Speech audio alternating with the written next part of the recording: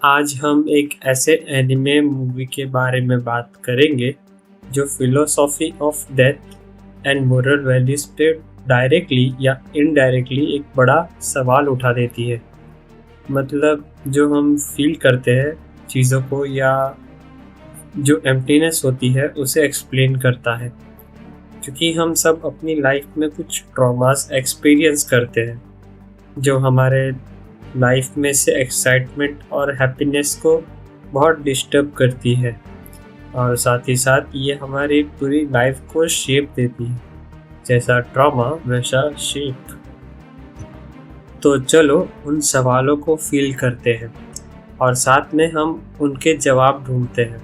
उसी के साथ मैं आपको ये पूरी मूवी पहले शॉर्ट में एक्सप्लेन कर लूँ, फिर हम सवाल जवाब करेंगे। मूवी स्टार्ट करने से पहले कैरेक्टर्स के बारे में जान लेते हैं।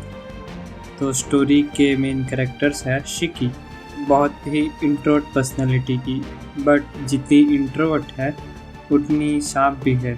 शिकी अपने पास एक चाकू रखती है और उसको चाकू का यूज़ करना बहुत अच्छे से आता है और साथ ही वो लाइफ को एक अलग अप्रोच से देखती है। उसके एक अपनी फिलोसॉफी को फॉलो करती है। तो मूवी के स्टार्टिंग में दिखाया जाता है कि शिकी बहुत टाइम बाद घर से बाहर निकलती है तो ऑब्जर्व करती है कि हाई स्कूल की लड़कियां सुसाइड कर रही हैं और उसके पीछे कोई रीज़न भी नहीं मिल रहा। उसकी ही एक फ्रेंड से मिलने जाती है तोको। तो वो दोनों ये सब डिस्कस करने लगते हैं। शिकी डिसाइड करती है कि वो उस जगह पर जहाँ पर सुसाइड हो रहा है उस प्लेस को एक बार देख लिया जाए। शिकी फुजियो बिल्डिंग के सामने आती है तो वहाँ पे एक लड़की की लाश पड़ी होती है, बट शिकी उसको देख के कुछ ज़्यादा रिएक्ट नहीं करती, जैसे उसको कोई फ़र्क ही ना पड़ता। बट फिर वो नोटिस करती है कि फुजियो बिल्डिंग के ऊपर 8 गोश्ट है। तो तब तो वो रिटर्न लौट जाती है खुद को प्रिपेयर करने के लिए।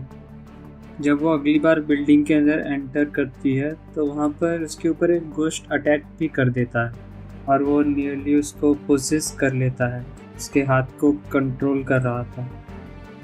जब वो अगली बार आती है तो उसके सामने ही एक लड़की बिल्डिंग से सुसाइड कर ली थी। तो शिकी के मन में बहुत सारे ख्याल आ रहे थे। वो उसके पर्सपेक्टिव को समझने की कोशिश कर रही थी। उसका पर्सपेक्टिव कुछ ऐसा था, जिस दुनिया में हम रहते हैं वहाँ कितना वायलेंस है और चियोस है, और यही चीज़ अकेले इंसान को अंधा बना देती है। जब ऐसी चीज़ें दिमाग में आती है तब किसी इंसान के लिए मौत आसान लगती है और ज़िंदगी खाली खाली सी लगती है। लगता है जैसे क्या फ़ायदा जब लास्ट में मरना ही है। ये बातें सुनने में लगता है जैसे कितनी सच्ची बातें हैं, बट सिर्फ एक पर्सपेक्टिव से सच को समझा नहीं जा सकता। इसलिए तो हम भी पर्सपेक्टिव ही देख रहे हैं। और ये जो खालीपन है वो बहुत बुरी चीज़ है, क्योंकि ये खालीपन ही हमारे और इस दुनिया के बीच में एक लाइन बना देता है। जिस दुनिया में ये जीते हैं इससे दिक्कत ये होती है कि इतनी बड़ी दुनिया में ये जो एक्सपीरियंस है वही आपकी एक्चुअल फीलिंग बनने लगती है।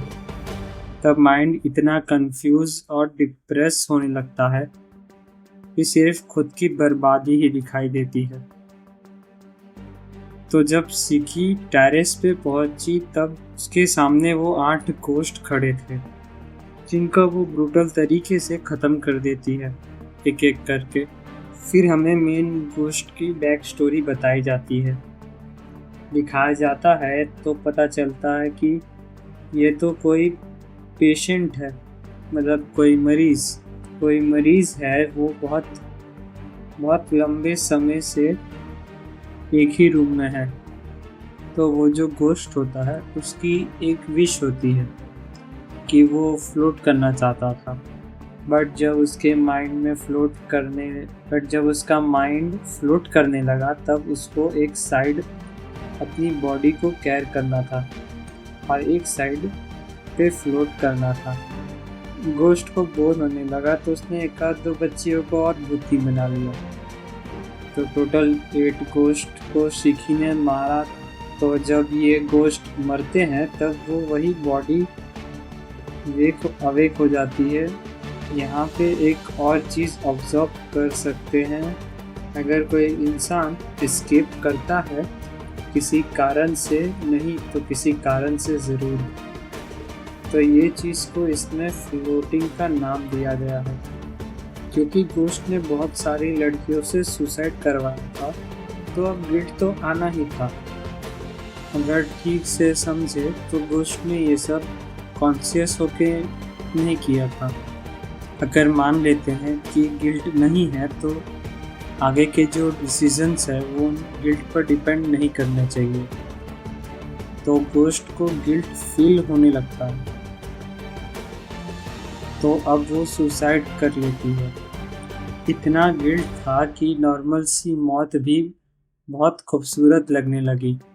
फिर चाहे वो कितना ही दर्दनाक हो, फर्क नहीं पड़ता। जब कोई इंसान मौत को स्वीकार लेता है तो वो उड़ना सीख लेता है, पर इंसान जितना उड़ने लगता है तो रियलाइज़ करता है कि अब वो क्लाउड्स के भी ऊपर आ गया है। मतलब अब वो इंसान धरती पे नहीं आएगा, क्योंकि अब वो आसमान ही उसकी दुनिया है। लास्ट में शिखी सुसाइड पे एक सवाल करती है कि अगर किसी इंसान की वजह से बाकी लोग की मौत होने लगे और अगर किसी इंसान के मरने से बाकी लोगों की लाइफ बचने लगे तो क्या वो इंसान खुद को मारना ज़्यादा पसंद करेगा? ये डिसीज़न डिपेंड करेगा कि वो इंसान वीक है या स्ट्रांग है। एक वीक इंसान ही खुद सुसाइड करके बाकी लोगों की जान बचाने की सोचेगा, क्योंकि कमज़ोर इंसान में हिम्मत ही नहीं होती कि वो बाकी लोगों के अपोज में रह सके। यहाँ पर 2 ऑप्शन है। पहला, एक मोमेंट के लिए स्ट्रांग बनो या फिर पूरी ज़िंदगी के लिए। ये सवाल इतने मुश्किल है कि एक टाइम बाद कोई भी इंसान इनसे भागने की कोशिश करता है और इस सवाल को इग्नोर नहीं कर सकते। इसके साथ ही ये मूवी यहाँ पर ख़त्म होती है। आपको ये मूवी अधूरी लग रही होगी, बट इससे जानबूझ करके ऐसा बनाया गया है। हाँ, मैंने मूवी के वही पार्ट्स लिए हैं जहाँ कुछ इम्पॉर्टेंट पॉइंट्स या फिर कुछ अच्छी चीज़ें हो। ये मूवी में जिस तरीके से सवाल और फैक्ट्स को रखा गया है वो कसम से बहुत ब्रूटल है और बहुत सच भी है। आपने जो मूवी में देखा वो कुछ नहीं, बस खालीपन का लास्ट स्टेज है। ये एक बीमारी जैसा है, धीमे धीमे ये आपको पूरी तरह से ख़त्म कर देती है। तो बीमारी तो मैंने बता दी, पर इसका इलाज आपको ढूंढना है। उम्मीद है आपको इस वीडियो में मज़ा आया होगा।